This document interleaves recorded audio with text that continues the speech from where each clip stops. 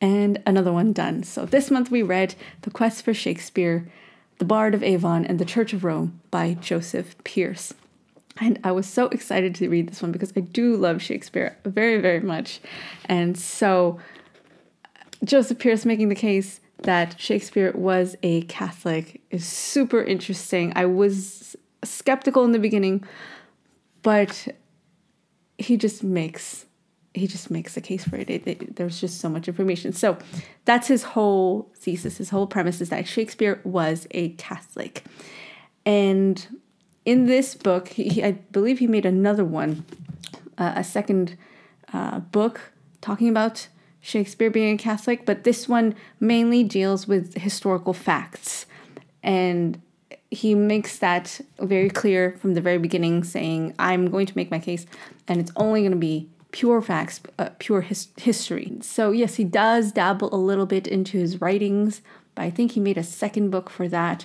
This is mainly about his life, his family, the circumstances that came upon Shakespeare, the time that he lived, and all that good stuff. And it is very, very persuading. I was skeptical in the beginning, just because I don't like reading into things without the facts, and we tend to do that, especially for people like Shakespeare, where we have someone who we don't know, we don't have that much information, but what we do know is very telling of what he is. And that's something that he argues over and over again. Yes, there are certain things that we don't have records for, but given the circumstances and the situation, you can only deduce this answer.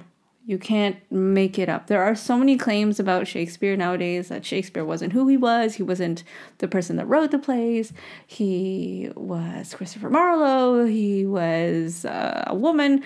All these things that we've made up, many people have made up about Shakespeare, but he doesn't do that. Joseph Pearce really stays away from trying to make Shakespeare what he wants him to be versus who he actually was.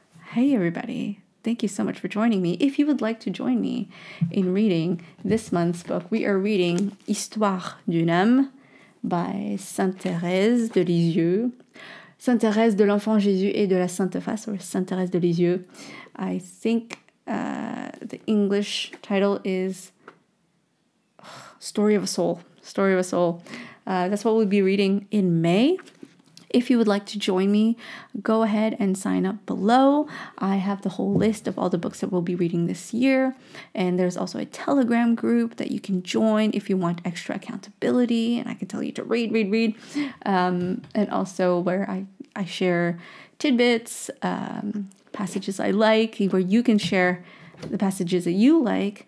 And also we meet up once a month at the end of the month to talk about the book. So if that interests you, go ahead and sign up. Like I said, we are reading Story of a Soul by Sainte Thérèse de Lisieux, and let's get back to the book review.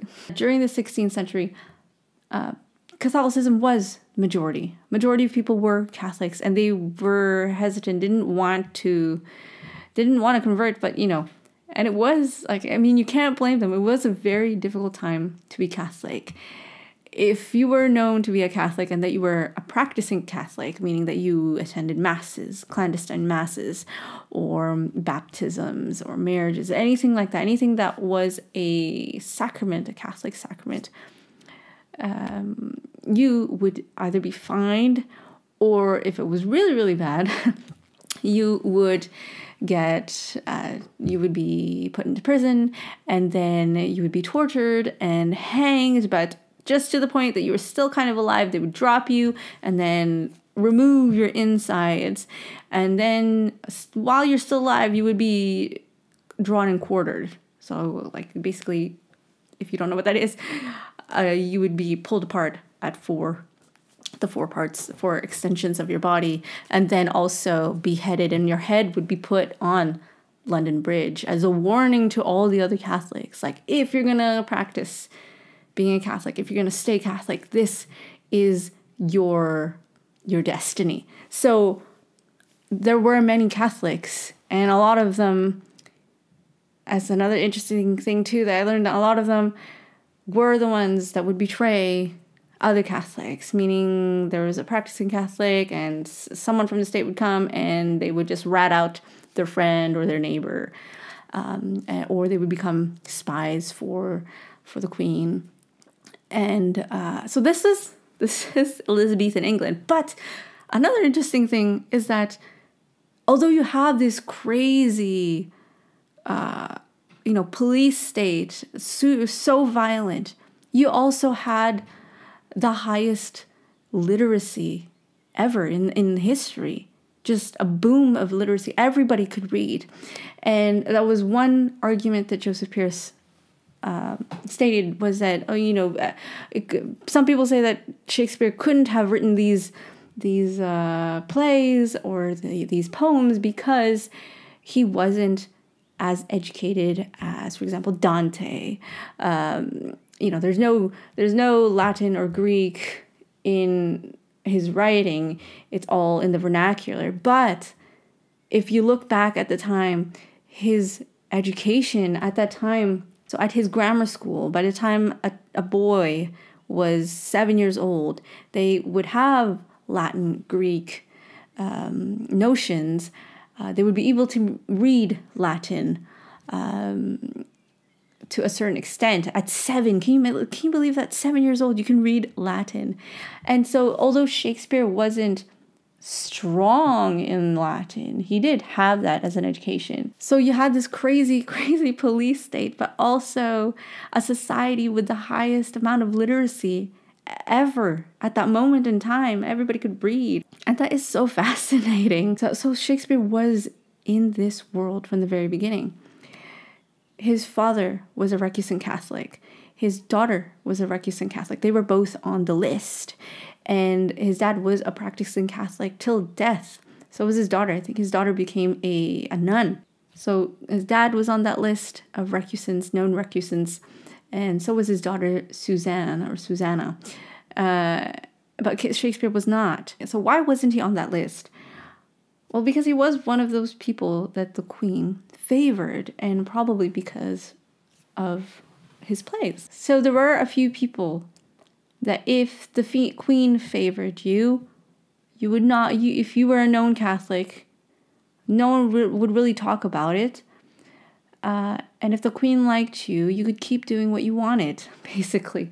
And Shakespeare was one of those people. There were also things, too, that happened in his life where Shakespeare was married to a woman named Anne Hathaway, and they didn't get married in their local church. They went to another location. Some speculate that's because they were with child and they wanted to hide that fact from other people.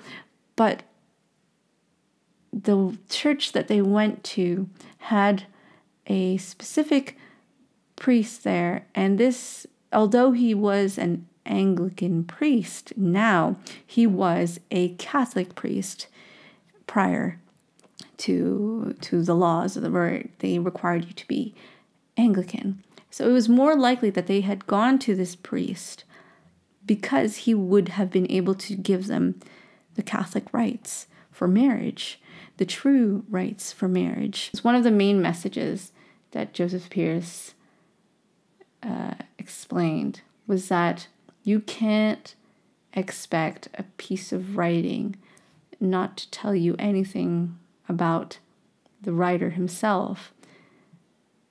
There's a quote here on page 89 talking about critics.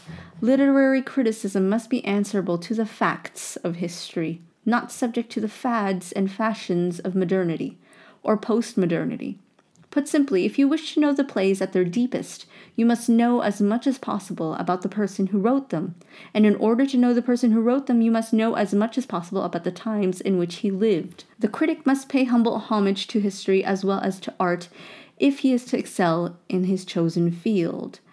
Perhaps, indeed, it would be timely to remind ourselves that criticism is primarily a discipline, not an art, something of which the failed artists who end up as critics do not wish to remind themselves. That reminds me of when I was in drama school, and I did Shakespeare in drama school, and I remember times when I would ask certain things about, I wasn't Catholic at the time at all. I wasn't a believer at the time at all. But I remember asking certain questions about certain things that would happen in plays. Why is it so? And they would just either dismiss it, oh, that's just the way it was back in the day, or they would just read into it too much to the point where it had nothing to do with what the play was saying.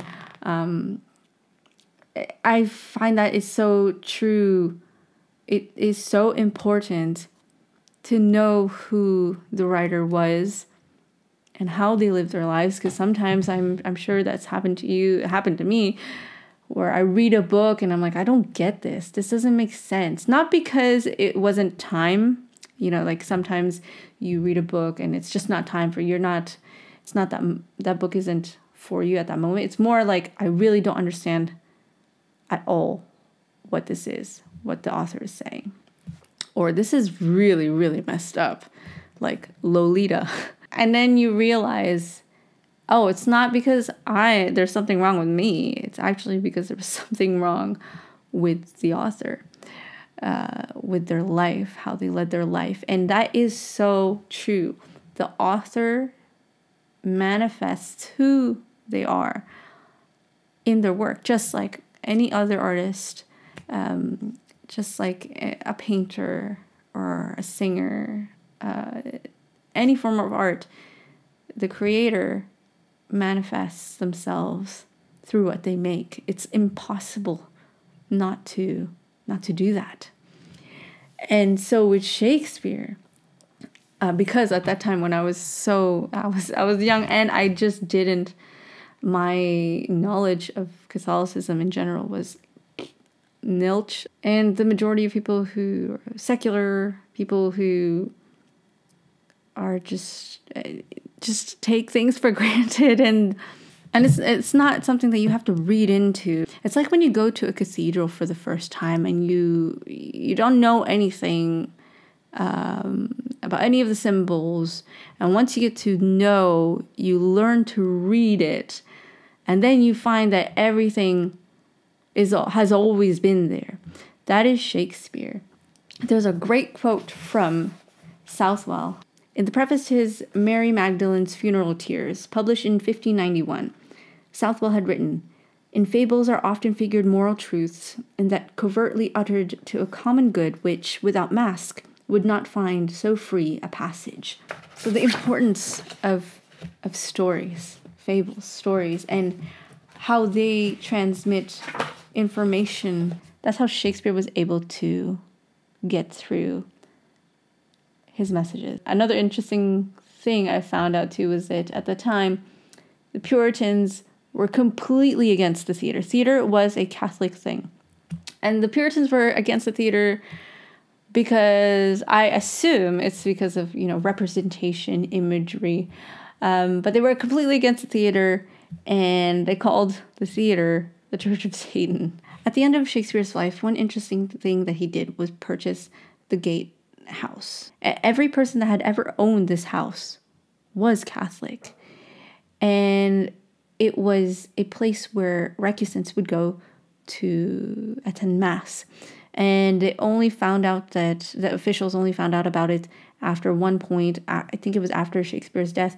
There was a Mass, and it was at the top of the house, and basically there were too many people that attended the Mass, and it basically collapsed, and some people died, and that's how the officials found out about this place where recusants would go for Mass.